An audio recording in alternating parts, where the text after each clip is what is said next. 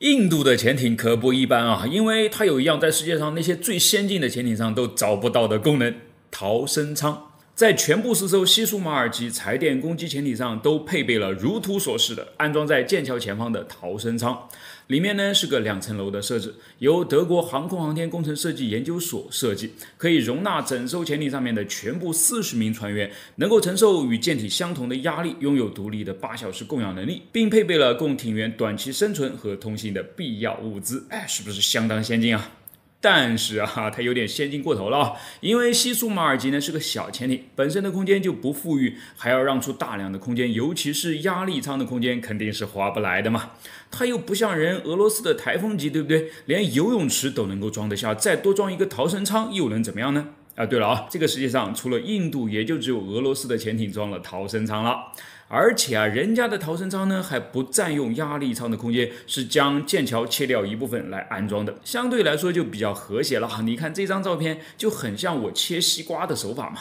那么问题来了，为什么有钱又惜命的美国人不在自己的潜艇上搞逃生舱呢？因为有2个原因嘛，不科学和不值得。99%的海洋远远胜于潜艇能够到达的深度啊！即使你设计了能够承受极端压力的逃生舱，艇员也必须要有足够的时间进入其中才行嘛。但潜艇自身的崩溃呢，可是等不了你那么久的。好，那我不管3721，就是要给潜艇加一个能够扛住极端压力的逃生舱，可以吗？技术上呢，当然是没有问题的，但这么做必定就会压缩潜艇内部的有限空间了。把这部分空间给让出来，就意味着会有另一些东西被拆除掉。所以你在这么做之前呢，得要认真的思考一下，它值得吗？显然，大多数国家得出来的答案都是不值得，而且俄罗斯还用真实的案例帮大家验证了2次重大事故，逃生舱几乎都没有发挥任何的作用啊。好，既然没有逃生舱，那如果潜艇真的在水下遇到麻烦了，艇员该如何去逃生呢？有2种办法啊，一种是穿上特制的带有有限的氧气，能够隔热并拥有浮力的防水服，进行失舱逃生。所谓失舱逃生，基本上呢就是在穿好服装后进入到一个特殊的舱室，然后放水进来，当潜艇内外的水压一致之后呢，再从出口游出去浮上水面。当然，这是装备好一些的情况，那差一些呢，就只用一个叫做斯廷克头罩的装置，只把头部给罩起来，然后还可以选择从鱼雷发射管去逃生嘛。好，第2种办法呢就要舒服多了，派遣深海潜水救援艇前去营救。它本质上呢也是一艘小型的潜水艇，可以跟遇难潜艇的逃生舱口对接，将艇员转移到这个里面之后呢，去逃出升天。当然，前提是沉没的潜艇没有翻个底朝天才行啊。我看着电脑屏幕上面的潜艇和鱼的画面，陷入了沉思。它俩都是水下游的，为啥头长得却完全就不一样呢？到底是潜艇的源头好，还是鱼的尖头好？或者说，这上亿年的自然进化还当不得咱们这几十年的研究来的管用吗？当然不是的啊！咱们今天就来聊一聊。其实潜艇头部形状的演变呢，大概是经历了3个不同的阶段。一开始它其实是长成这个样子，看上去跟一艘船的船头并没有太大区别。为什么呢？很简单啊，因为它大部分时间呢都是浮在水面上的。首先，早期潜艇只有柴电混合这一种动力，在水面上呢能够烧柴油，一旦下潜就只能用电池了。而电池嘛，通常都是撑不了太长时间的，最多让潜艇在水里面憋上个10来个小时就不得了了。这宝贵的10来个小时，那都是一定要留到关键时刻才用的，比方说发动进攻或者是躲避追踪的时候。另外相比起能够开出马力的柴油机，靠电池驱动的电动机当然是显得功率不够啦。美国在2战时期生产的巴老级潜艇在水面上航行的时候呢，最高可以飙到20节以上的航速，但下潜到水下后就再快也快不过9节了。这速度损失可不止一点点啊。于是乎，早期潜艇在设计上呢，必然就会优先考虑水面上的性能。既然船首的造型已经被证明十分好用了，那自然潜艇也应该将其移植过来，对不对？好，这是第1阶段。第2阶段的开启钥匙呢是核动力，开启人则是美国的鹦鹉螺号与蓝旗金枪鱼号。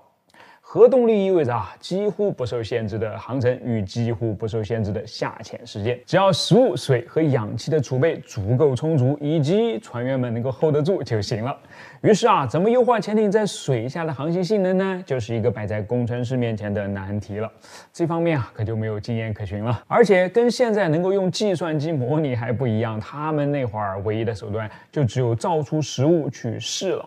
于是2艘现代潜艇的先锋诞生了。 装着核反应堆的鹦鹉螺号是世界上第一艘核动力潜艇，也是第一艘从水底下穿越北极的潜艇。当然，很大程度上呢，它是在验证核动力这个新技术到底能够为潜艇带来多大的新的可能。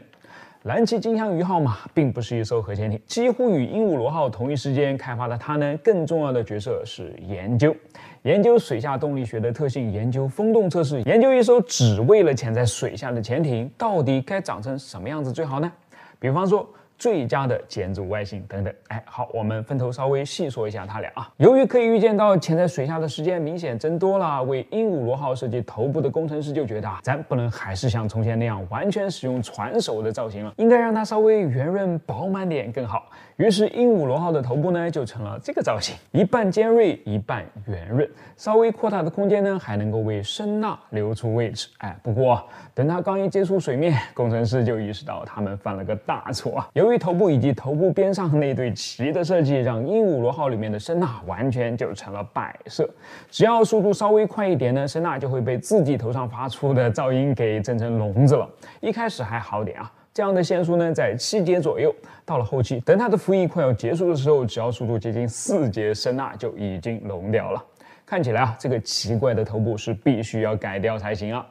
好在同一时间设计的蓝鳍金枪鱼呢，似乎早就预见到了，它采用的头部设计是普遍被认为在减阻方面效果更好的水滴型，而且也是世界上第一艘采用这个头部造型的潜艇了。果然效果马上就出来了，油门推一半就能比前一代使用船首造型的潜艇还要跑得快，水下的最高速度来到了25节，不仅速度快了，连机动性也更好了，而且虽然是柴油动力，但是却比核动力的鹦鹉螺号还要安静，你说气不气人吧？于是这个开创性的设计就此保留了下来。从今往后，美国的潜艇头部造型呢，基本上都是沿着这条路子走下去了。而与此同时，在世界的另一边，苏联人也下水了自己的第一艘核动力潜艇 K3列宁共青团员号，采用的头部是几乎如出一辙的球形，也用实际的成绩验证了。 确实比船首型的头部要更好一些。好了，到这儿呢，我们就该问一个问题了：既然水下的潜艇目的就是为了要更快的速度、更强的机动性、更低的噪音以及更好的耐压能力，那么为什么非要是水滴型或是半球形呢？难道进化了上亿年的鱼头那样的流畅的尖形不会比它更好吗？实际上，当然更好。 而且在这几个方面呢，是全都更好现代的一项研究表明，把船首型头部、椭圆形头部、圆锥形头部、球形头部和鱼头型头部放在一起，结果毫无悬念的是，船首型头部的水下阻力最大。毕竟它根本就不是为了水下设计的嘛。而剩下的阻力最大的，居然就是球形头部了。 阻力最小的，除了鱼头型头部呢，还有圆锥形头部。好吧，我们是剔除了一个最差的设计，但是却选了一个倒数第2的。这没理由啊！是的要是现代潜艇只考虑机动性的话，的确没理由。但事实上呢，一个可能比机动性还要更重要的，就是潜艇的视力和听力了。声呐，现代潜艇上最不可或缺的东西。海军往往倾向于把尽可能大的声呐呢。 给装上潜艇，直到实在是撑不下了为止。所以你说一个又尖又窄的鱼头能放下多大的声呐呢？根本行不通嘛。有的时候就算是鱼雷发射管这么重要的东西，跟声呐发生冲突的时候，海军也会毫不犹豫地选择声呐的。你看图利比号和长尾鲨号，前者呢不仅有个更大更圆的头部，好装下能够探测更远距离的大声呐，而且还把鱼雷发射管从头上给移到了两侧，只是为了腾出足够的空间。所以结论就出来了，潜艇的头部呢，其实看的是阻力、空间综合在一起的系数高不高。球星很高，那就用它了。好了，这个呢就是今天的内容。我是火箭叔，关注我，把不一样的科学知识讲给你听。用潜艇来当航空母舰，用巡航导弹来运送邮件，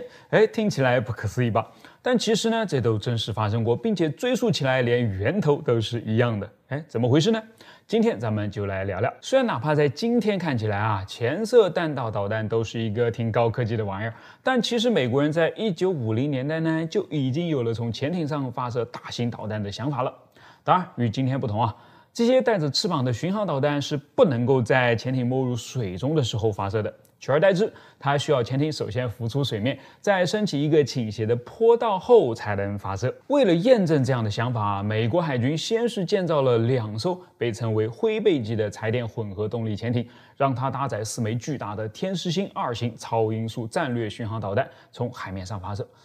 成功了，看起来这就是未来的模样。于是受此鼓舞呢，海军又进一步建造了一艘大比目鱼级潜艇，它可以再加1枚，一共携带5枚这样的大型导弹，并且为了防御敌舰，它还装着6根533毫米的鱼雷发射管，一通加法下来使这艘100米长的潜艇成为了一个5000吨级的海下巨兽。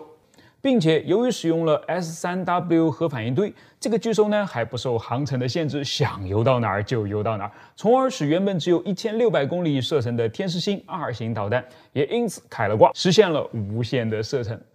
这样的好处被2家单位同时看中，都觉得这中间蕴藏着无限的机会咱们先来说第一个。海军2战当中呢，航空母舰用真真实实的战绩证明了自己的价值，但是也付出了不小的代价嘛。5艘损失，再搭上另外7艘护航航母，让海军心疼不已所以要是能够有一种能够在把飞机放出去之后还可以下沉的航母该多好而大比目鱼呢，它部署的有着机翼的巡航导弹，从尺寸和重量上看起来呢，都跟能够载人的战斗机相差无几嘛。能不能把它变成一艘理想中的能够下潜的航空母舰呢？于是美国海军以大比目鱼为基础，就设计出了一个代号为 AN-1 的潜艇航母出来。它将携带着8架战斗机存放在舰体内的2个吊架内，在发射的时候呢，跟前面的灰背机一样AN-1 呢也将浮出水面，把战斗机转移到倾斜向上的支架上，使它能够以接近垂直的角度来起飞。当然，光靠飞机自己的发动机呢，显然是不够的所以一旦飞机固定好，就需要为它装上单独的助推器了。飞机使用助推器来发射升空，在获得了足够的速度和高度后呢，再利用自身的发动机来保持飞行。根据海军的计划，AN-1潜艇航母呢，可以在短短的6分钟内发射4架战斗机，在不到8分钟的时间内发射全部的8架战斗机。虽然今天的尼米兹级超级航母在全速前进的情况下，每20秒就能够发射1架战机，但8分钟8架战机的发射速度，在当时呢仍然是一个令人印象深刻的数字尤其是对于一艘发射后可以再次下潜的航母而言。最初，海军希望在这个新型航母上使用常规战斗机，并且短暂的考虑过使用格鲁曼 F-11F 虎式战斗机。